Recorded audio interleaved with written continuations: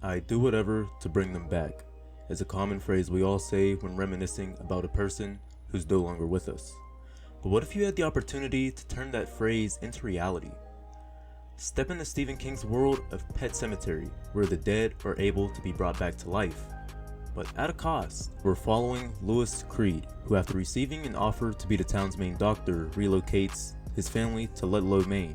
This family being his daughter Ellen, his son Gage, and his wife Rachel. Upon first look, Ludlow is a rural town set on a very busy roadway consisting strictly of 18-wheeler traffic. But Ellen notices a trail near their home and wants to explore it, where the family gets a tour by local old geezer, Judd Crandall. This trail leads to the town's Pet Sematary, and it's here you can piece two and two together. A shit ton of 18-wheeler traffic and a community pet burial ground. Clearly, a lot of pet deaths occur around the town, but the main culprit being 18-wheelers, with Judd even going on to warn Lewis to get their family cat snipped to avoid such events happening to them the night before they set out on their tour. During this tour, Judd speaks highly on why the Pet Sematary is a great thing for the town, as it teaches children to accept death, to which Rachel begs to differ, as she sees it as a place built by broken-hearted children. But as Judd stated, it's a way to teach children to understand mortality, because clear as day, Ellie is enjoying herself. But back at home after the tour is where we see Rachel and Lewis have two very different viewpoints of explaining mortality. You see, Lewis is a doctor. He takes a logical, straightforward approach as Ellie begins asking more questions about it. He doesn't sugarcoat that Church the cat will die someday, nor does he think he can prevent Church from going out onto the road and getting himself killed. His approach is very, hey, these things happen. This way of thinking begins to get put to the test, as on his first day as town doctor, his first patient had been hit by a truck, resulting in the death of Victor Pascal. More on him later. Before his last breath, Victor vows to come back for Lewis as he acts as a guardian angel of sorts. And come back for Lewis he does, to show/warn Lewis to never go beyond the Pet Sematary, as that's where the dead are able to walk. The cemetery is where they speak, but beyond it is where further paranormal activity reveals itself. Of course, Lewis thinks it's a dream. Upon waking up, he discovers it was more real than he thought. Even spookier is later on, Lewis receives a call from Judd that he'd found a cat that looks like Church, where upon further confirmation, it was indeed Church the cat. Church had been hit by an 18-wheeler. The cat Ellie never wanted to see lose its life. The cat Rachel made Lewis promise he'd keep safe from the roads. Now Lewis is presented with his first crossroads.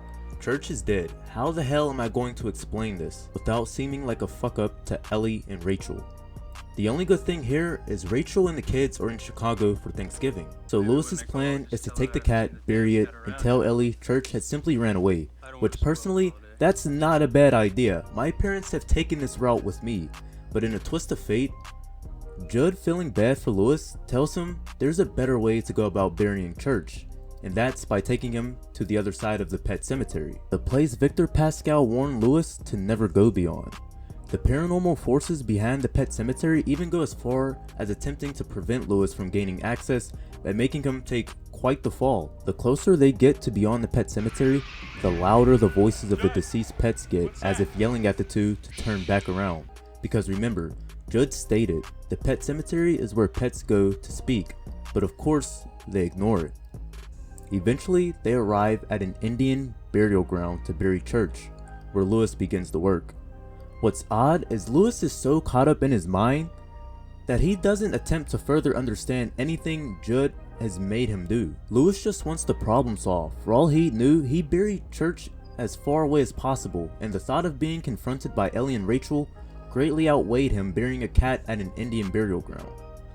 But after completing the job, the post-clarity begins to set in when Judd tells him he can't never speak on what they'd done that night, as Judd would go on to quote a deceased Victor Pascal. This would be followed by a phone call just seconds later with Ellie calling in for a wellness checkup on Church. At this point, the chink in Lewis's armor is beginning to show. The next morning, Church the cat is back alive, and it freaks Lewis the fuck out, understandably so. So he ends up running to Judd in an attempt to cope, as remember, Lewis is a logical person, so by his logic, he'd buried Church while he was alive mistakenly. But Judd bursts that bubble by explaining the burial ground he'd led Lewis to was a place to bring back the dead rather than lay them to rest. It was very selfish of Judd to lead a blind Lewis, but in that same breath, Lewis failed to gather info before moving off quick problem solving. Judd states he took Lewis to the site because he didn't want Ellie to lose her pet for good. But again, it's selfish, especially when Judd had already conducted this experiment with his own animal and failed. In Lewis's eyes, he'd won. He'd feel a bit crazy for doing what he did, absolutely. But Church is back alive and the family has made it back from Chicago. Did Ellie have a dream about the horrible act he committed? Yes. But Church is clearly alive, so what's the issue? A few days pass by. The family decides to go on a picnic with old man Judd, who'd recently lost his wife. Food, drinks, good weather. Lewis has seemingly felt as himself finally, after all the strange shit that's been going on. A bad habit Lewis had, shown beginning of the film, would resurface when he turns his back on Gage, who was flying his kite alone. It's a toddler, they get clumsy. Gage dropped his kite reel that had been rolling near the road. Of course he'd want to retrieve it. By that time, Rachel and Judd had noticed Gage was already within 10 yards of the road. Lewis, who should have been on alert, attempts a last-ditch effort to prevent an innocent Gage from meeting with an 18-wheeler that end up resulting in a failure as Gage is killed when the truck fails at making a full break. Gage now dead, Lewis is left in shambles. He'd already dealt with Victor getting taken by the roads, failed at keeping Church safe, and now lost his only son to the same fate. It's not helping Gage's funeral service would be ruined by Rachel's father, who further sinks Lewis into grief, leading to a fight with Gage's casket being knocked over. Soon, Judd comes to help Lewis in his grief as he'd recently lost his wife. But he also comes to warn Lewis to not bury Gage at the Indian burial site, as Lewis isn't in the correct state of mind. Also, add on him asking Judd earlier in the film what happened if a body was buried. Judd had also came to make amends and finally take responsibility for Gage dying. More on that later. A few days post-funeral, Lewis is left to his own devices once again when Rachel and Ellie go back to Chicago. Lewis has decided to go through with bringing Gage back from the dead as he feels it wasn't fair. Before doing anything, Victor appears again to warn Lewis of the impending doom such actions will bring. At this point, Lewis's grief has went past denial and anger. He's no longer in shock, belief, or numb to Gage's death, and the fallout during Gage's funeral was where a majority of Lewis's anger was let out. What's scary here is Lewis is now stuck at the bargaining stage of grief, making the decision to bring Gage back to life. Add on the delusion that Church being brought back was a success, there was no stopping Lewis at this point. He's got 3 days to spare to experiment with bringing Gage back. If the plan falls through, he vows he'll take Gage out himself. Lewis's new resolve is eerie. He's so calm at the thought/action of bringing Gage back. With Church, Lewis was filled with anxiety with no real plan but to save himself from the failure that was Church's death. With Gage, he's looking forward to this, and you can't help but feel empathy as he hugs Gage's corpse. It's a father who wants his son back. Lewis bears all weather and terrain with Gage's body in hand. It's pretty impressive as this time around, the journey wasn't as easy as when Church had gotten buried. Like trees are falling and human screams can now be heard.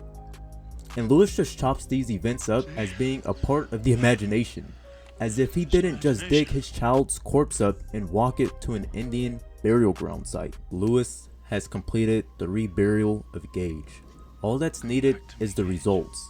And boy oh boy, did results produce. Lewis was worried about Gage returning like Timmy Batterman. Gage came back 3 times as bad, as he immediately skips the reunion with Dad, takes a scalpel, and decides Judd should be the first to meet him. This reanimated Gage has an adult thought process as he lures Judd upstairs to ambush attack, just to finish him off via eating his fucking throat. Holy shit, was that disgusting. To make things even better for Gage, he gets to, in his words, play with Mom, as she'd rushed home due to a sense of unease after not hearing from Lewis. More on that later. This screws up Rachel pretty bad. Seeing Gage back alive leaves her vulnerable, and Gage, with these newfound cognitive abilities, uses that against her, as he'd go on to kill his mother. Gage did all of this while Lewis was asleep like a goddamn baby.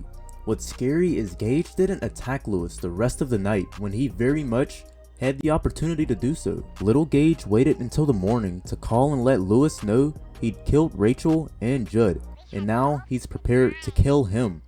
Like, bro, what? But remember, Lewis vowed to take Gage out if things went left, and things are far beyond that point. Bringing Gage back has costed the lives of Judd and Rachel. Lewis is now pissed off. Lewis goes to confront Gage with the lethal dose in hand. The more he searches the house, the more disgruntled he becomes. Gage is nowhere to be found, but can possibly be anywhere. But Gage would make quite the reveal, showcasing a hung, already deceased Rachel, then attacking Lewis. Gage, with his updated cognitive status, proves a semi-hard time for Lewis. Along with the updated thought process, Gage has gained adult-like strength. How else do you think he'd hung Rachel from the attic and managed to hide Judd's body under the bed? Gage is disarming, restraining, biting, and slashing away at Lewis with great success, but at the end of the day, Gage is very much still a toddler in weight and gets tossed across the room. I like to speculate here that Gage had bumped his head, as it's shown he's kind of dizzy when getting back up, which caused him to, in my opinion, revert back temporarily to being a child, because he walks to Lewis but doesn't make a move. And it's here Gage is officially put down by his father. It's bittersweet, as Gage doesn't fight back. After the injection, he's acting as a toddler who just got a shot. He's sad and he storms off, and Gage would take his last breath for a second time. Job completed, Lewis takes the Timmy Batterman route and burns the house down, which indeed should be done. But after having to kill Gage and Church, plus witnessing Rachel's corpse, Lewis has officially been driven to insanity. Again, Lewis refuses to grieve to completion. He jumps straight to the bargaining stage, with Victor Pascal issuing a final warning as to not make things any worse than they already are. Like, Lewis has fallen so far into delusion that he thinks he simply waited too long to reanimate Gage, and that's why it turned out badly. I mean, talk about coping. This would be the third time Lewis has used the burial ground, as he'd wait for Rachel to return home, and of course she'd come back with murderous intent. But this is what Lewis wanted, no fighting back anymore, as he'd succumb to the entity of the Pet Sematary. Alright, let's tie up some loose ends. Who the hell is Victor Pascal? Well, we know he's a victim of the truck accident, but why is he around? Due to Lewis being the final person to see him pass, Pascal was able to attach his spirit to Lewis. Think of it as, like I said, a guardian angel of sorts. As he warns Lewis to not do a lot of the shit Lewis ends up doing anyway. Some fans think Victor had Shan that enabled him to detach his soul and attach it to Lewis. Some speculate Pascal was being used by the entity. My take is Pascal was a ghost who's seen the town for what it was and wanted to warn Lewis to not make the mistakes many others have already made. Pascal also helped lead Rachel back home by issuing warning that Lewis was up to no good, assisting in her getting back home within a decent manner of time. It's not wrong to call him a family guardian angel if you want to. Next loose end, Ellie. I'd say Ellie played a decent sized part in Lewis's dive into insanity, because she could see into the past and the future via dreams. She'd call and ask if Church was okay because she had a dream Church had died and Lewis buried him, which actually did happen. She's able to see Pascal as he comes through to her to issue warning Lewis is about to do something terrible, but she also calls Lewis to tell she had a dream Rachel had died when Rachel did actually die. Plus, Ellie questions death a lot. She wonders if it's okay to have faith in God. Could God reverse Gage's death? She questions why Church has to die someday. Where do people go when they die? All of those questions Lewis had to figure out an answer to without coming off as harsh. These same questions he'd soon ask himself/go against. Next, what was possessing Gage? Gage was possessed by the Wendigo's evil spirit. This very spirit had a previous encounter with Judd long ago, when Judd participated in the killing of Timmy Batterman, a previous vessel the Wendigo was using, which is why Gage went to kill Judd immediately after reanimating. This demonic spirit gave Gage cognitive abilities and above average strength. Final loose end. How does the burial site work?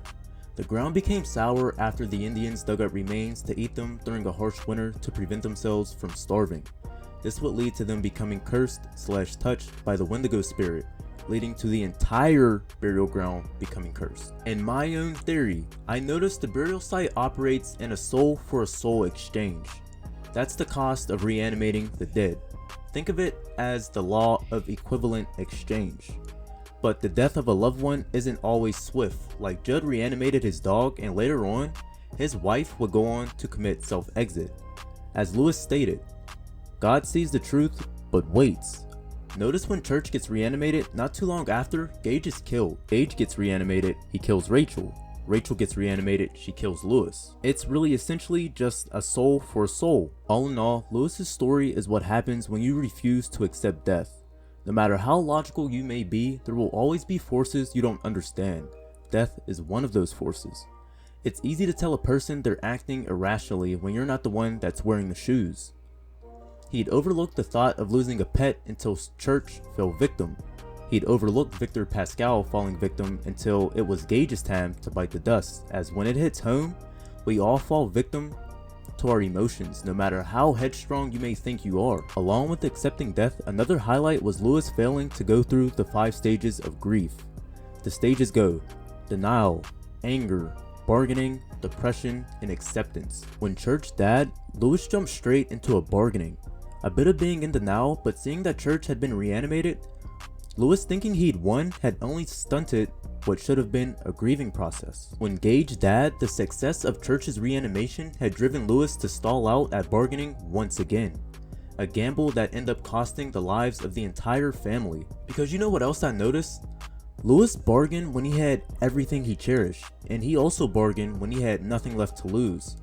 Lewis chose to be selfish when the stakes were high and when they were low. As messed up as it may seem, Church was meant to be a lesson to teach Ellie to accept death.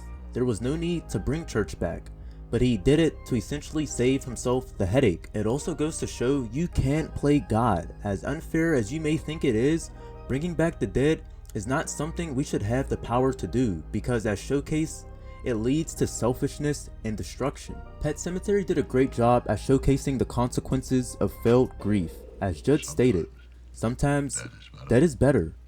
You got to accept it or it'll drive you insane. You don't need to question it. You don't need to understand it or try to reverse it. You have to accept it for what it is. The circle of life, a natural phenomena. I appreciate you guys watching. Did you enjoy Pet Sematary? What's your favorite Stephen King adaptation or book? Don't forget to like and sub. Peace.